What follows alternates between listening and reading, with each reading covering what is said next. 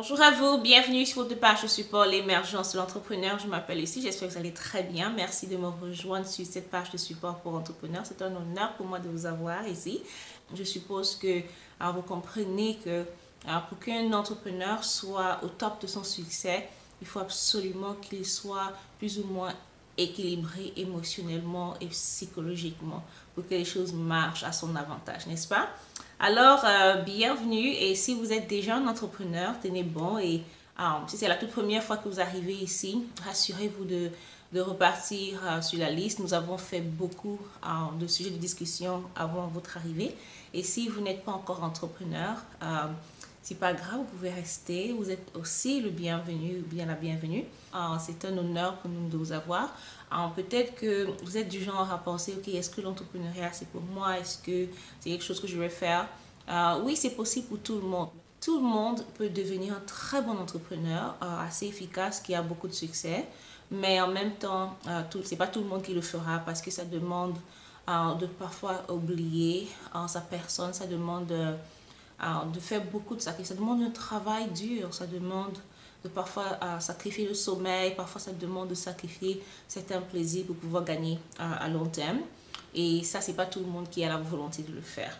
Ok, nous sommes ici pour partager des astuces, mais aussi pour discuter des problèmes que les entrepreneurs rencontrent au quotidien. Alors aujourd'hui, on va parler du respect. Je voudrais parler du respect.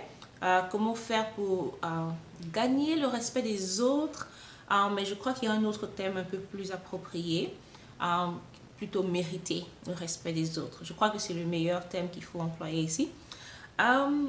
C'est pas évident, c'est pas automatique. Okay? Le respect n'est pas automatique, c'est pas garanti non plus. Vous pouvez être correct avec les gens, il y aura toujours quelqu'un qui soit mal éduqué, qui se fiche pas mal, ou bien il y a des personnes qui sont méchantes, il y a des personnes qui connaissent pas l'étiquette, il y en a qui le font exprès, il y en a qui font semblant de ne pas savoir et qui vont forcément vous manquer de respect. En ce qui me concerne personnellement, pour ceux qui sont déjà plus ou moins habitués à ma façon de penser, je pense que nous sommes responsables de toutes nos actions. Okay? Alors, ça veut dire que le respect est votre responsabilité. Le respect est ma responsabilité à moi. Ça veut dire que, en ce qui me concerne moi, Lucie, je pense que, ça c'est ce que je pense. Je pense que mon devoir est de respecter les autres, même s'ils ne me respectent pas. Ce que je veux dire, c'est que même quand les gens me manquent de respect, j'ai le choix d'aller dans le même sens qu'eux, ou j'ai le choix de dire, ok, je ne vais pas aller dans le même sens qu'eux parce qu'il y a un problème d'image. Quand il s'agit de personnes, nous sommes des êtres humains, ok? Nous partageons cet oxygène, nous partageons en fait une même terre. Et certains d'entre vous, vous partagez la même ville, vous partagez le même pays, vous partagez la même société. C'est notre devoir en tant qu'être humain de penser aux autres aussi. Parce que quelqu'un a dit, ma liberté s'arrête où commence celle des autres. Ça veut dire tout simplement que tant que je suis en train de faire quelque chose qui n'affecte pas la liberté des autres, ça va. Ok? Tant que tout ce que je fais, mes actions, les actions que je pose au quotidien n'affectent que moi, ça va. Mais dès que ça commence à offenser les autres, alors il y a problème. Et c'est vrai que tout le monde ne pensera pas comme ça, mais avant tout, l'entrepreneur est un être humain. Ça veut dire que nous sommes en contact avec les humains au jour le jour. Et si nous voulons vraiment pouvoir vendre nos produits ou bien nos services, nous allons devoir savoir comment nous comporter en public, savoir comment faire pour ne pas offenser les autres et si possible même savoir qu'est-ce qu'on doit faire pour pouvoir attirer leur attention et faire que non seulement ils puissent nous respecter, nous en tant qu'êtres humains, mais respecter notre business, respecter nos positions, respecter tout. C'est un problème de respect. Le respect est très important quand on fait les ventes. Vous savez jamais qui est en train d'observer, qui arrive dans votre supermarché ou bien dans votre entreprise et observe un petit détail qui parfois le met tellement mal à l'aise qu'il non seulement il décide de ne pas revenir, mais et il y a ce qu'on appelle le bouche à oreille. Le bouche à oreille est tellement important et c'est tellement dangereux parce que chaque fois que vous avez un client qui est déçu, il va dehors vous faire la mauvaise publicité. C'est ça le problème. Que sa propagande soit vraie ou pas, parfois vous n'avez pas non seulement la force, non seulement l'énergie, et aussi le temps d'aller essayer de détruire la mauvaise publicité que vos clients ou vos potentiels clients sont en train de vous faire là dehors, ok? Alors, c'est à vous de contrôler les choses avant que les choses n'arrivent. Maintenant, est-ce que vous pouvez tout contrôler? Non, vous ne pouvez pas tout contrôler. Il y a des choses que vous pourrez contrôler. Il y a des choses que vous ne pouvez pas contrôler. Mais la première des choses que je vais vous dire, c'est autant que cela dépend de vous, essayez de contrôler à votre niveau. Le reste, tant que vous ne pouvez pas contrôler une situation, il n'y a pas de problème, mais faites de votre mieux pour pouvoir contrôler ce que vous pouvez contrôler avant que les choses s'empirent. Ça fait pratiquement 8 ans maintenant que je travaille avec les entrepreneurs. Et certains comme clients, certains comme partenaires de travail, certains comme juste amis, n'est-ce pas? Et il y en a qui ne comprennent pas l'importance de ne pas vouloir faire comme les autres ou bien qui se refusent de s'humilier. Et il y a une plainte que j'entends très souvent.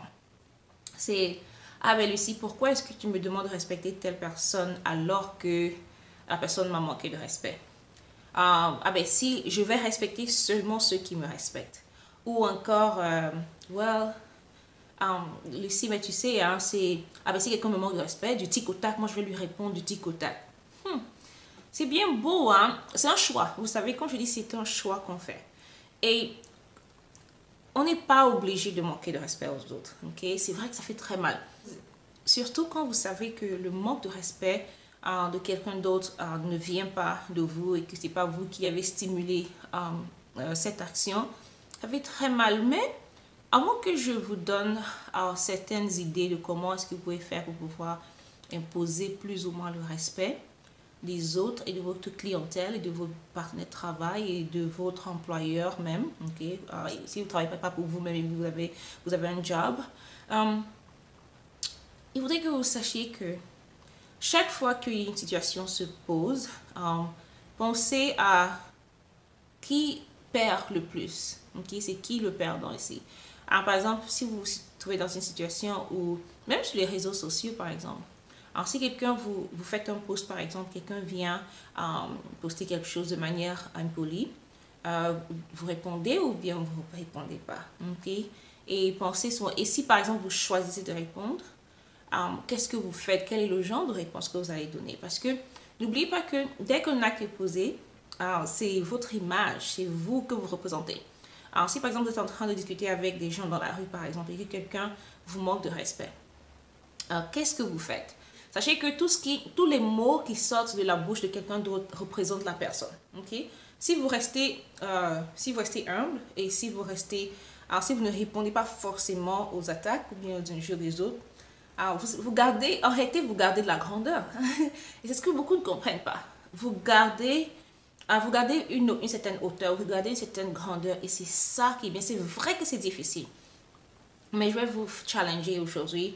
Essayez, vous verrez. Surtout si vous n'êtes pas habitué, ça va prendre du temps, mais ça marche. L'une des choses que je fais, par exemple, sur les réseaux sociaux, immédiatement, je bloque la personne. Je ne réponds pas. Quand je me rends compte que la personne dit quelque chose que je trouve irrespectueuse, je préfère ne pas répondre, j'ignore ou je bloque la personne. Et c'est facile, c'est plus facile comme ça. Ou encore, si c'est face à face, j'ignore et je continue mon chemin. Et je me suis rendu compte très souvent que parfois, quand on ignore les bêtises des autres, ça leur fait plus mal. Alors, je vais parler un tout petit peu des cultures avant de parler des choses que vous devez faire. Le respect, en réalité, se définit de plusieurs façons. Dans certaines cultures, le droit d'aînesse est largement suffisant. Par exemple, en Afrique. En Afrique, normalement, selon les choses normales, le droit d'aînesse est largement suffisant pour, comme on dit, pour acquérir le respect, pour gagner le respect des autres, pour mériter le respect des autres. Mais est-ce que c'est vrai dans la réalité? Moi, j'ai vu des gens manquer de respect aux adultes et je me suis dit, ben attendez, ça c'est quoi? On a beau dire que non, la culture africaine ici, elle est bien et tout ça, mais malheureusement, j'ai vu des gens qui manquent de respect et c'est pas bien, ok? Ça va aussi dans l'autre sens. Est-ce que ça veut dire que quelqu'un qui est adulte, par exemple, ne peut pas respecter quelqu'un qui est plus jeune que lui? Ça aussi, c'est pas bien parce que moi, personnellement, je suis d'origine africaine, oui, je suis africaine, mais je, je respecte mes enfants. Moi, je pense que l'une des meilleures façons de pousser les gens à vous respecter, c'est de les respecter aussi. Ok, ça, c'est un autre exemple. Maintenant, quand il s'agit de la culture occidentale, je ne sais pas trop comment ça se passe en Europe, mais je sais qu'ici aux États-Unis, dans la société, vous méritez plus de respect par rapport aux choses que vous avez réalisées dans votre vie. Okay? C'est vrai que aussi, si vous manquez de respect aux gens, les gens vont vous manquer de respect aussi, mais quand vous êtes respectueux et on vous reste plus vous avez réalisé des choses dans la vie, dans la société, et plus vous avez de respect. Non. Je ne sais pas vraiment d'où vous suivez ce sujet de discussion, mais je ne sais pas comment est-ce que le respect se définit dans votre société, dans la société dans laquelle vous vivez.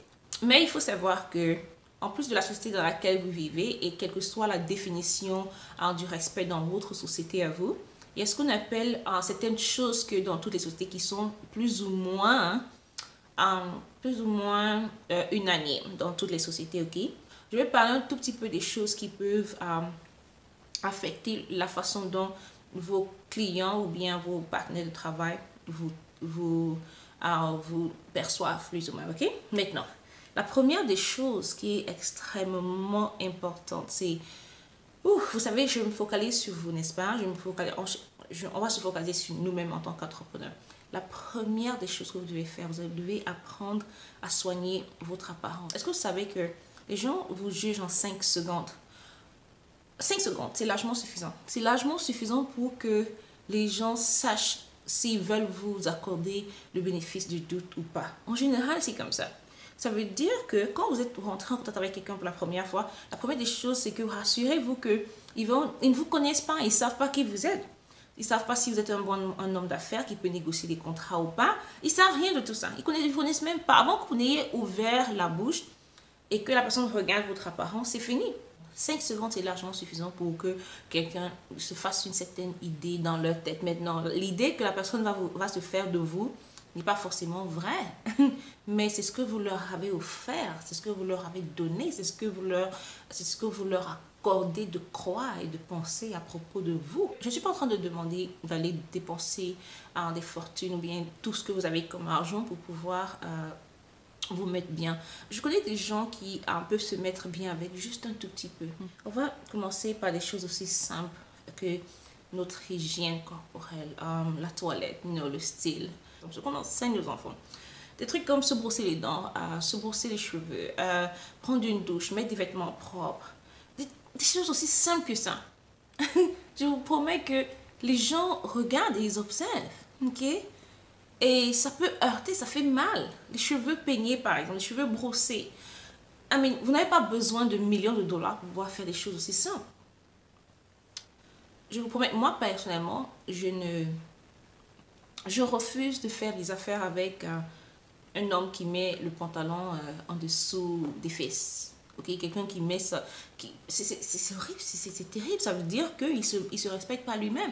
Alors je refuse de faire des affaires avec une femme qui s'habille de manière, je sais pas, c'est pas, waouh, c'est pas bien, ok? Si je me mets en collaboration avec quelqu'un qui se comporte de cette façon et qui a une apparence pas bien, alors c'est mon image qui est ternie, alors qui s'assemble se ressemble.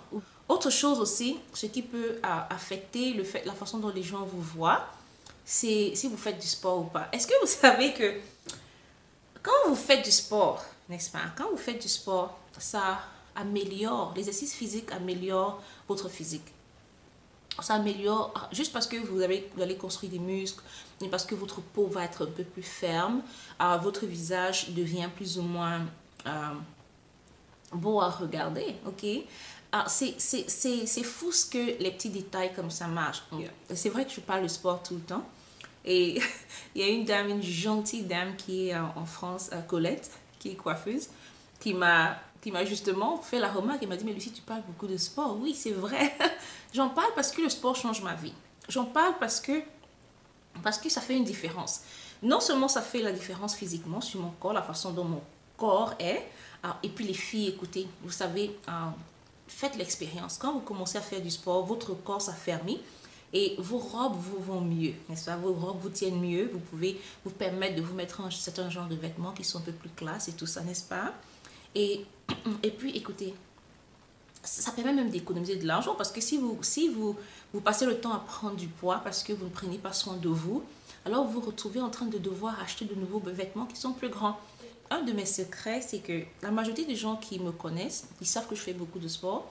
Ils ont l'impression que je fais du sport juste parce que je veux être en bonne santé ou bien parce que je veux être jolie dans mes robes et tout ça. Non, une autre raison pour laquelle je fais le sport, c'est parce que ça me permet d'économiser de l'argent.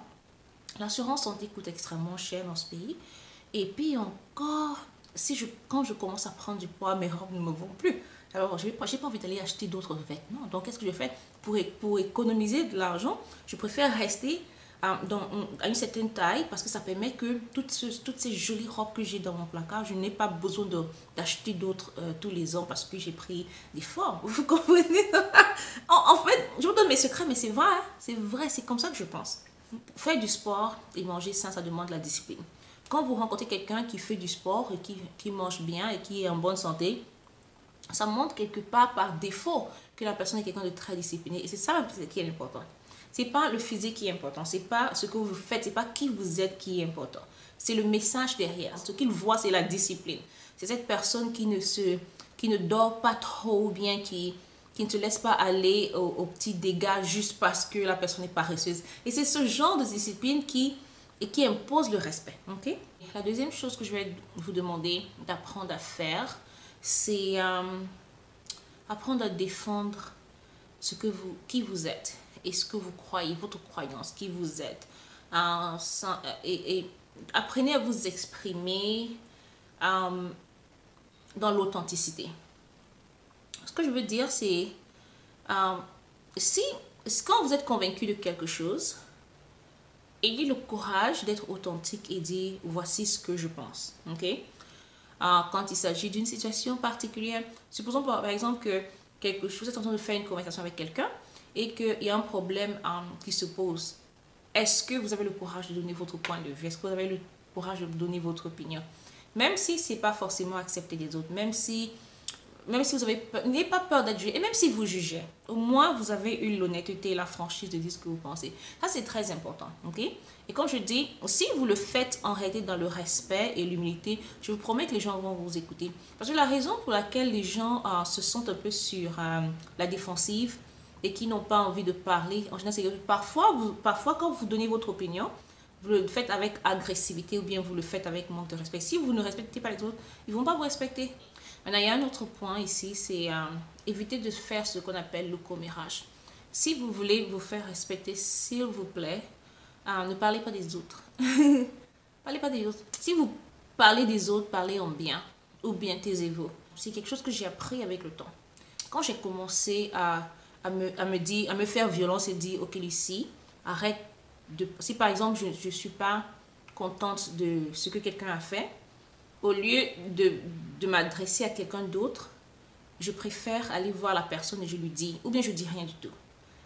Alors, je me rappelle que quand j'ai commencé à le faire, les gens étaient un peu surpris. Mais pourquoi est-ce que tu le fais? Mais vous savez, hein, les gens apprécieront mieux que vous veniez vers eux pour leur dire que quelque chose ne va pas. Vous comprenez? Alors, si quelqu'un fait quelque chose qui ne vous plaît pas et que vous prenez le temps d'aller lui dire, c'est beaucoup mieux. Je promets que personne va vous voir, personne ne peut pas aimer, mais quand vous allez tourner le dos, ils vont comprendre. Encore, comme je dis, si vous le faites avec respect, ça va. C'est des choses qui sont très difficiles au départ, mais je promets que ça marche. Si vous voulez vraiment imposer le respect de vos amis, de vos collaborateurs, essayez, vous allez voir. Ils vont avoir peur de vous. Et maintenant, pour vous autres qui êtes chef d'entreprise, si vous avez des personnes, des employés qui travaillent pour vous, ok? L'erreur qu'il ne faut jamais commettre, c'est accepter qu'un de vos employés arrive vers vous et qu'il vienne calomnier ou bien se plaindre de quelqu'un d'autre. Voici ce que vous devez faire. Quand vous avez un employé qui vient vers vous se plaindre d'un autre employé, au lieu de l'écouter, vous pouvez lui dire, attends, un instant, assieds-toi ici et tu m'attends. Et vous appelez la personne, l'autre personne qu'il était en train de calomnier, vous les mettez ensemble et vous leur demandez de s'expliquer. Vous savez ce que ça fait? Ça s'arrête, ça coupe. Ça dit qu'il y a des employés qui ont malheureusement la malhonnêteté de venir se plaindre de leurs collègues, de leurs patrons ici, ils se plaignent partout et ils injectent un tout petit peu comme un petit venin ici. C'est-à-dire qu'ils viennent, ils parlent de leur patron à leurs collègues, ils parlent de leurs collègues à leur patron, ils parlent, ils essayent, ils créent comme, ils mettent un peu de venin ici, un peu de venin, et ça fait que ils créent dans une atmosphère pas bien dans le travail. Le seul moyen pour vous, ok, de détruire cette atmosphère négative créée par certains de vos employés ou bien de vos collègues, le seul moyen de le faire, c'est que chaque fois que quelqu'un vient se plaindre, je vous promets, essayez ça. Et si vous allez voir, quand quelqu'un se plaint, soit vous pouvez écouter d'abord et vous notez ce que la personne a dit et vous demandez à la personne, attendez ici et vous appelez l'autre collègue ou bien vous appelez l'autre employé, surtout vous les chefs d'entreprise. Votre business en dépend, ok? Si vous avez des employés qui se cognent les têtes, ça ralentit votre travail. Ça ralentit votre travail, ok? Si vous avez des employés qui passent le temps à se frotter ou bien à se cogner les têtes au lieu de travailler, c'est vous qui perdez. C'est vous qui perdez, vous ne pouvez pas laisser les choses comme ça se passer, c'est vous qui perdez. Alors, il faudrait que vous appreniez immédiatement et le plus rapidement possible à régler ce genre de problème. Et le seul moyen de pouvoir régler ce genre de problème, c'est en les confrontant. La confrontation est très importante. Ça va permettre, numéro 1, qu'ils vous respectent, vous. Et la deuxième chose qu'ils vont faire, c'est qu'ils ne viendront plus jamais se plaindre de qui que ce soit. Et ils vont apprendre aussi à se respecter entre eux. C'est comme ça. Et je vous promets que ça marche comme sur les roulettes. Essayez. Autre chose qui peut nuire à votre business, chers entrepreneurs, c'est votre langage, s'il vous plaît. C'est vrai que les gens... Il y a cette tendance à utiliser un langage injurieux. Il y a un langage de la rue et puis aussi le langage professionnel. Quand vous travaillez avec des clients, s'il vous plaît, si vous travaillez avec des clients que vous voulez qu'ils vous respectent, il y a un langage qu'il ne faut pas utiliser avec eux. Le langage que vous employez devant vos employés, vos collègues de travail, est très important et ça définit vraiment qui vous êtes.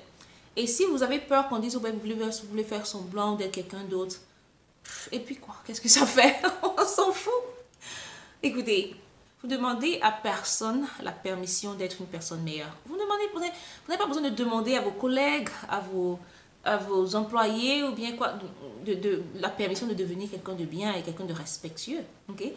Sachez que les gens vous jugent par rapport au langage que vous employez, par rapport à la façon dont vous habillez, par votre apparence. Maintenant, un autre point qui est extrêmement important, c'est traiter les autres avec respect. Est-ce que vous savez que la meilleure façon de forcer plus ou moins les gens à vous respecter, c'est de les respecter aussi? Alors, comme je vous l'ai dit au départ, ce n'est pas tout le temps que vous allez rencontrer des gens qui vont faire exactement ce que vous souhaitez, mais la tendance est grande. Quand vous respectez les gens, ils ont tendance à vous respecter en retour. Et quand je parle de respect de vos clients, de vos collègues et de votre boss même, votre patron, je veux parler de, non seulement le langage, je veux parler de la façon dont vous collaborez avec eux. Je voudrais parler de est-ce que vous remettez le travail que vous avez décidé de remettre à temps. Je veux parler de l'heure à laquelle vous commencez le travail. Alors, si vous leur avez promis de faire quelque chose à une certaine heure ou bien à un certain jour, est-ce que vous vous battez pour le faire à ce jour et à cette heure-là précisément? Parce que c'est ça.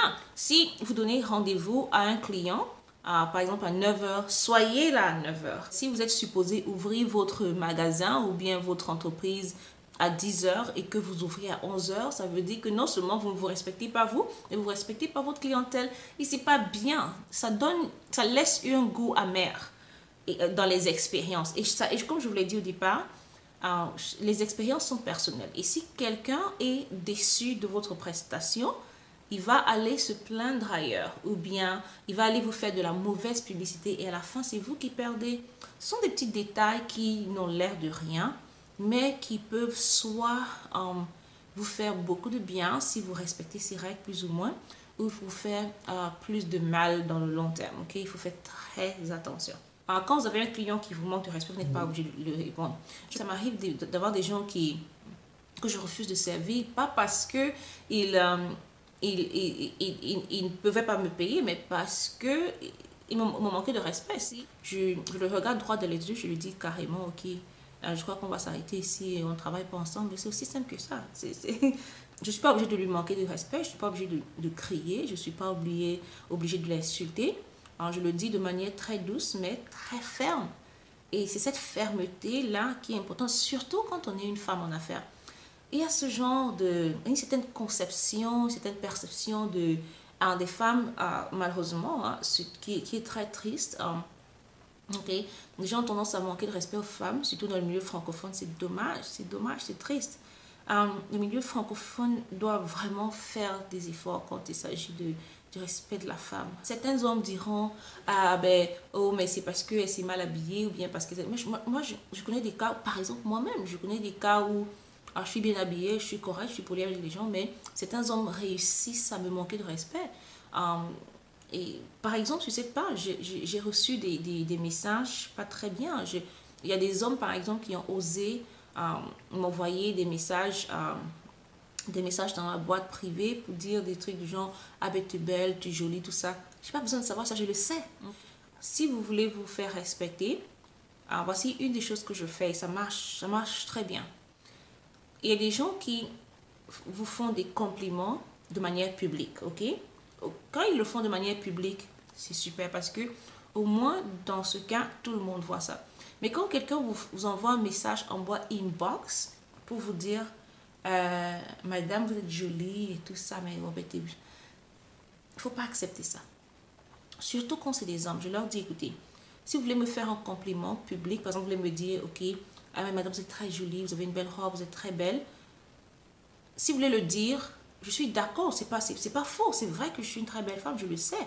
Mais je préfère accepter ce genre de compliment devant le public. Je préfère accepter ce genre de compliments au vu aussi de tout le monde parce que là, c'est plus safe, c'est plus correct. Il n'y a aucun problème. Quand un homme vient vous dire, ok, madame, vous êtes belle, il n'y a pas de problème, ça n'a rien de mauvais, c'est un compliment. Mais quand la personne part envoyer ça en message caché, ça veut dire qu'il y a une intention derrière la tête. Et là, c'est pas bon. Et c'est ce genre de compliment que je refuse. Alors, vous les dames, ça, c'est quelque chose qui peut vous aider aussi. Que ce soit sur les réseaux sociaux, que ce soit dans la vie ordinaire. Quand un homme vient vous faire des compliments, quand il est fait de manière publique, acceptez-le, il n'y a pas de problème. Mais ça, c'est quelque chose, je vais vous apprendre un peu certaines façons de vous comporter. Quand on est femme d'affaires, c'est pas évident. Hein. Le monde des affaires, c'est vraiment la jungle pour les femmes. Mais je vais faire un cours à part pour ça. Il y a beaucoup de choses que j'aimerais, peut-être un petit détail que j'aimerais vous apprendre si on trouve du temps. Mais en gros, il faut retenir ceci. Quand des hommes vous font des compliments de manière publique, d'accord, acceptez-les.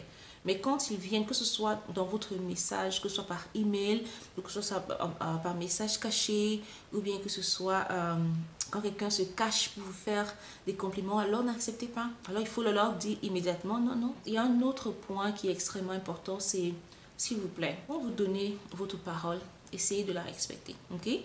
Et si supposons que quelqu'un vous a dit, supposons que vous soyez cordonnier, okay? Et que la personne, et que vous dites, ok, je vais vous remettre les chaussures tel jour à telle heure. Parce qu'ils auront de tel jour à telle heure.